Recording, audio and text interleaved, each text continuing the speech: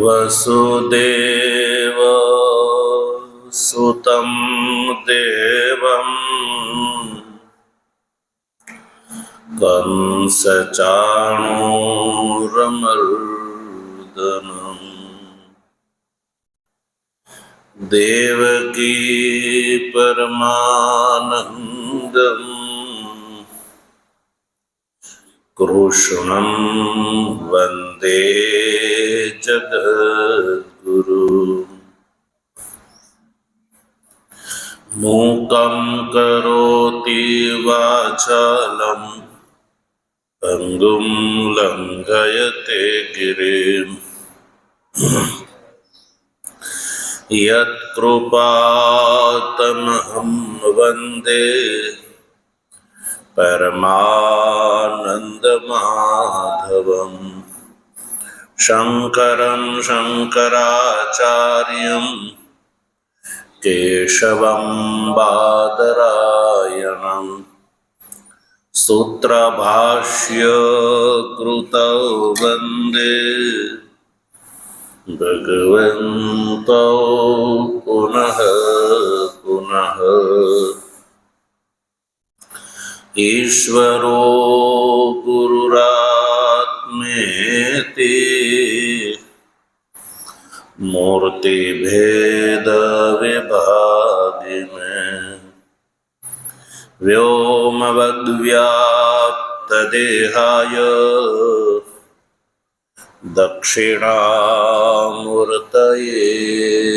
नमः।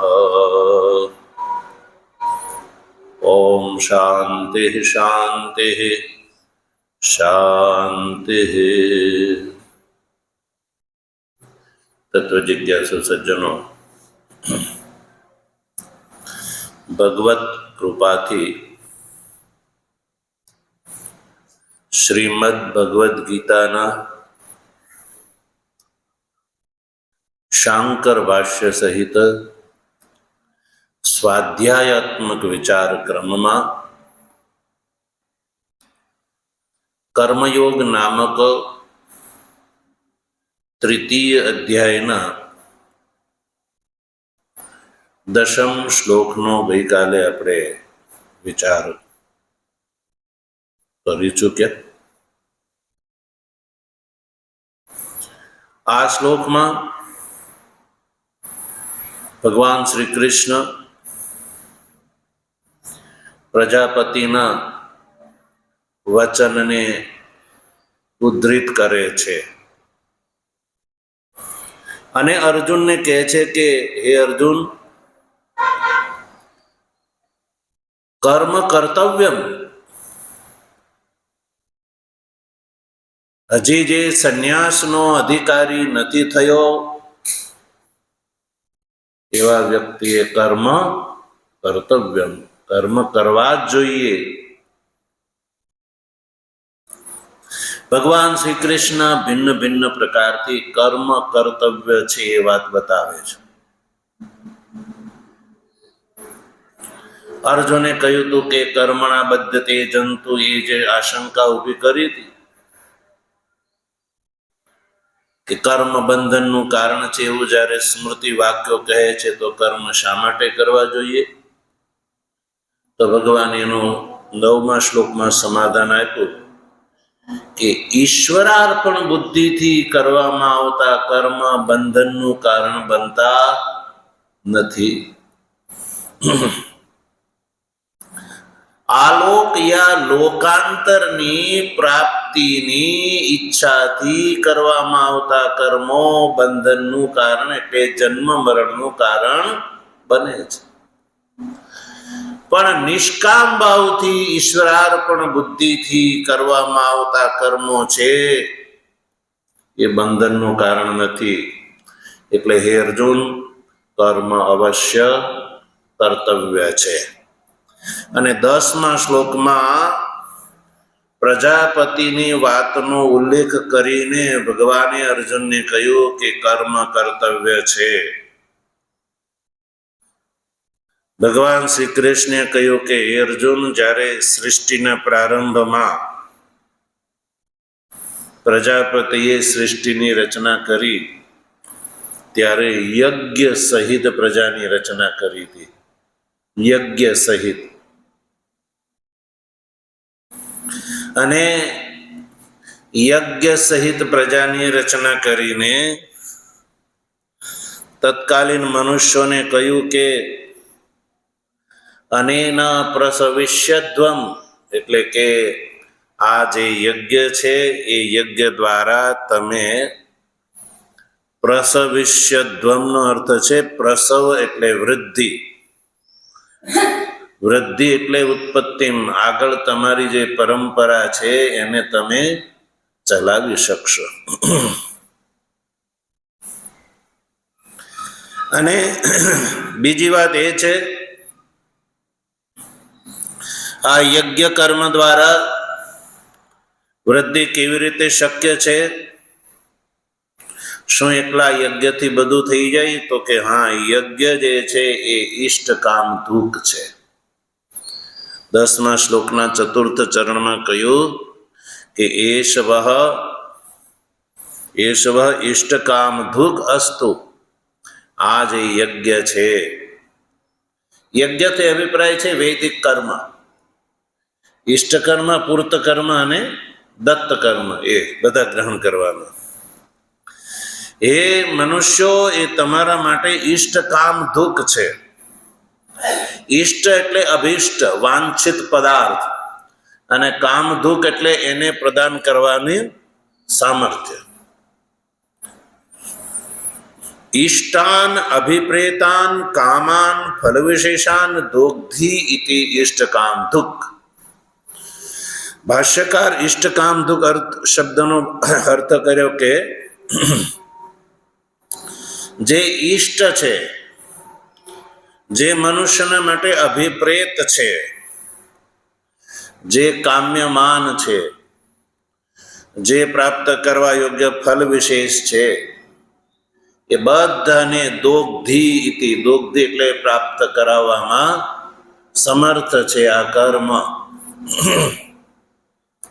એટલે સજ્જનો, કર્મથી આલોક પરલોકના સુખ પણ પ્રાપ્ત કરી શકાય છે સકામ ભાવથી કરવામાં આવે તો, અને નિષ્કામ ભાવથી કરવામાં આવે તો ચિત્ત શુદ્ધિના માધ્યમથી નિર્વિશેષ સંન્યાસ દ્વારા બ્રહ્મ જ્ઞાનની પ્રાપ્તિ. એટલે બધા જ પ્રકારના ફળની પ્રાપ્તિમાં કારણ છે કર્મ. આ વાત ભગવાન શ્રી કૃષ્ણે 10મા શ્લોકમાં બતાવી અને અર્જુનને કહ્યું, હે અર્જુન, કર્મ અવશ્ય કર્તવ્ય છે.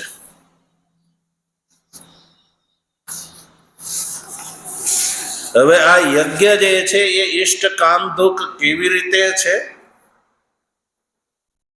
તો એ વાત ભગવાન 11મા શ્લોકમાં બતાવે છે.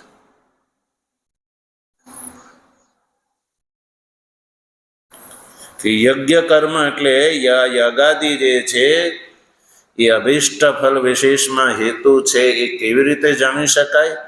કેવી રીતે ખબર પડે? કેમ છે? કારણ કે આલોક અને પરલોકનો અભ્યુદય જે છે, આલોક અને પરલોકના સુખની પ્રાપ્તિ જે છે સજ્જનો, એ દેવતાના પ્રસાદ વગર તો સંભવ નથી. તો પછી યજ્ઞ જે છે એ ઈષ્ટફળ હેતુ છે, એ કેવી રીતે જાણી શકાય? અને બીજી વાત એ છે, આલોક પરલોકની વાત છે તો એ દેવતાના પ્રસાદથી લભ્ય છે. અને નિશ્રેષની પ્રાપ્તિ જે છે સજ્જનો, એ સમ્યક દર્શન વગર સંભવ નથી. તો નિશ્રેષની પ્રાપ્તિ માટે શું જોઈએ? સમ્યક દર્શન. આલોક અને પરલોકની પ્રાપ્તિ જે છે એ દેવતાના પ્રસાદથી સંભવ છે. તો પછી યજ્ઞ છે એ અભિષ્ટ ફલ વિશેષમાં હેતુ કેવી રીતે બને છે? તો એ વાત ભગવાન 11મા શ્લોકમાં બતાવે. જો દેવાન ભાવયતાનેના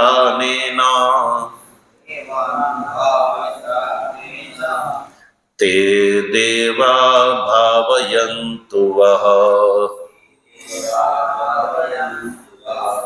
પરસ્પરમ ભાવયંતઃ શ્રેયઃ પરમવાપ્સ્યથ.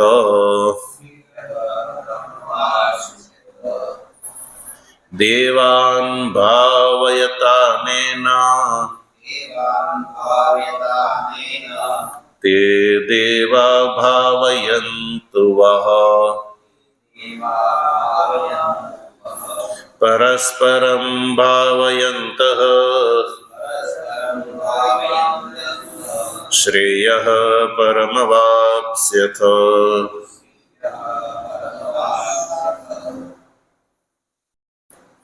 તો આમાં ભગવાન કારણ બતાવે છે કે દેવતાનો પ્રસાદ જે છે, જે આલોક ને પરલોકની સુખભોગની પ્રાપ્તિમાં કારણભૂત દેવતા પ્રસાદ છે, એ દેવતા પ્રસાદ યજ્ઞ દ્વારા સંપાદિત થાય છે. એ વાત ભગવાન આ શ્લોકમાં બતાવે છે. સમજવા માટે આપણે શ્લોક છે એનો સંધિ વિગ્રહ કરીએ. દેવાન પછી ભાવયતાને ન જે છે ને, એમાં બે પદ છોતા પડશે. ભાવયતઃ અને અનેન, એમ ભાવયતઃ અને અનેન. પછી તે, પછી દેવા, પછી ભાવયંતુ વઃ. ઉત્તરાર્ધમાં પરસ્પરમ ભાવયંતઃ શ્રેયઃ પરમ અવાપ્સ્યથ. આ રીતે સજ્જનો આપણે સંધિ છૂટી પાડી.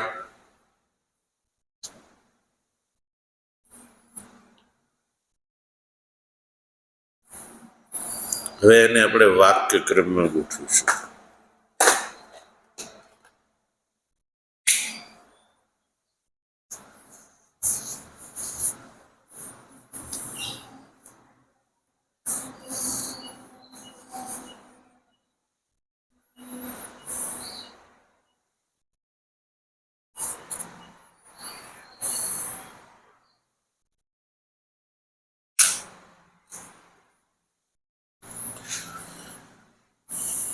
અનેન દેવાન ભાવયતઃ તે દેવા વહ ભાવયંતુ. પૂર્વાર્ધનું વાક્ય બની ગયું. અનેન દેવાન ભાવયત તે દેવા વહ ભાવયંતુ. ભગવાન શ્રી કૃષ્ણ અર્જુનને કહે છે કે અનેન, અનેન એટલે કે યજ્ઞ દ્વારા, યજ્ઞ દ્વારા દેવાન ભાવયતઃ. દેવાનથી અભિપ્રાય છે ઇન્દ્રાદિ, કારણ કે યજ્ઞની અંદર કોને ઉદ્દેશ કરીને હવન થાય છે? ઇન્દ્રાદિ દેવતાઓને. તો ઇન્દ્રાદિ જે દેવતાઓ છે એ યજ્ઞ દ્વારા ભાવયત એટલે કે વર્ધયત, વૃદ્ધિને પામે છે. ઇન્દ્રાદિ દેવતાઓ જે છે એ ભાવયતનો અભિપ્રાય છે, યજ્ઞ દ્વારા દેવતાઓની વૃદ્ધિ થાય છે.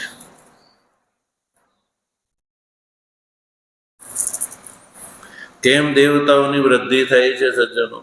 વૃદ્ધિ, અભિવૃદ્ધિ એટલે દેવતાઓ જે છે એ અમૃતનું અશન કરે છે. શેનું? અમૃતનું અશન કરે છે. અને આપણે ત્યાં આયુર્વેદમાં કહ્યું અમૃતમ વૈ ઘૃતમ, અમૃતમ વૈ ઘૃતમ.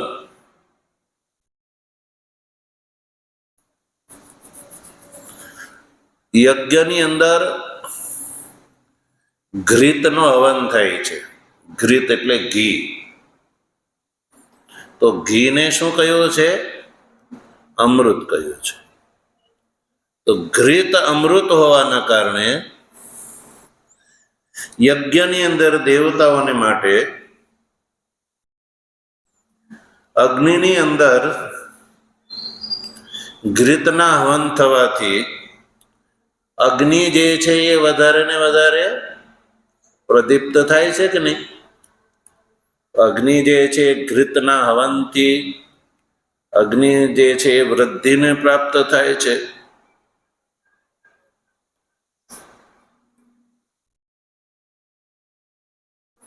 એટલે કહ્યું કે અનેન દેવાન ભાવયત, અનેન યજ્ઞ દ્વારા તમે દેવતાઓને પ્રસન્ન કરશો તો તે દેવા એટલે કે યજ્ઞાદિમાં પ્રદીપ્ત હવ્ય દ્વારા વૃદ્ધિને પ્રાપ્ત થયેલા દેવતાઓ વહ ભાવયંતુ. વહ એટલે તમને. વહ આ કોણ કહે છે? બ્રહ્માજી તત્કાલીન મનુષ્યને કહે છે. બીજો શ્લોક, બે શ્લોક એક જ છે. બ્રહ્માજી એવું કહે છે કે યજ્ઞ દ્વારા તમે યજ્ઞ કરશો તો એ દ્વારા દેવતાઓ જે છે વૃદ્ધિને પ્રાપ્ત કરશે. અને વૃદ્ધિને પ્રાપ્ત થયેલા દેવતાઓ છે એ વહ ભાવયંતુ. વહ એટલે તમને, ભાવયંતુ એટલે આપ્યાયંતુ, તમને વૃદ્ધિ કરાવડાવશે. તમારી વૃદ્ધિને તમને વૃદ્ધિ પ્રદાન કરશે. કેવી રીતે? વૃષ્ટિયાદિ દ્વારા. વૃષ્ટિયાદિ દ્વારા મનુષ્યની અભિવૃદ્ધિ શેના કારણે છે? વૃષ્ટિ વગેરે દ્વારા છે. એટલે વૃષ્ટિ દ્વારા. કારણ કે દેવતાની કૃપા વગર વૃષ્ટિ વગેરે સંભવ નથી. મનુષ્ય ગમે એટલી તકનીકી વાપરે, મહેનત કરી લે, પણ આજે પણ સંપૂર્ણ સૃષ્ટિના જે જીવો છે એનું જીવન વૃષ્ટિને આધારે છે. વૃષ્ટિ 1 મહિનો મોડી થાય તો કેટલા હાહાકાર થઈ જાય છે. 1 વર્ષની જ સાયકલ હોય છે. અન્ન જળ વગેરે બધું 1 વર્ષનું સાયકલ હોય છે. બીજા વર્ષનું જે છે એ સંગ્રહ નથી હોતો. 1 વર્ષ સુધીનો સંગ્રહ હોય, પછી બીજા વર્ષે વૃષ્ટિ દ્વારા પાછું કરીને અન્ન ઉપાર્જન કરવાનું હોય. એટલે જો 1-2 મહિના વૃષ્ટિ મોડી થાય તો હાહાકાર થઈ જાય. એટલે કહ્યું કે તે દેવા એ દેવતાઓ વહ એટલે તમને, ભાવયંતુ આપ્યાયંતુ વૃષ્ટ્યાદિથી તમે એનાથી આપ્લાવિત થશો. તો પરસ્પર થયું કે નહીં? મનુષ્ય યજ્ઞાદિ દ્વારા દેવતાઓને પ્રસન્ન કરે અને દેવતાઓ જે છે પ્રસન્ન થઈને મનુષ્યની વૃષ્ટાદિ દ્વારા અભિવૃદ્ધિનું કારણ બને. તો સજ્જનો, આ પ્રક્રિયા પ્રમાણે આજ સુધી સૃષ્ટિ ચાલી આવે છે.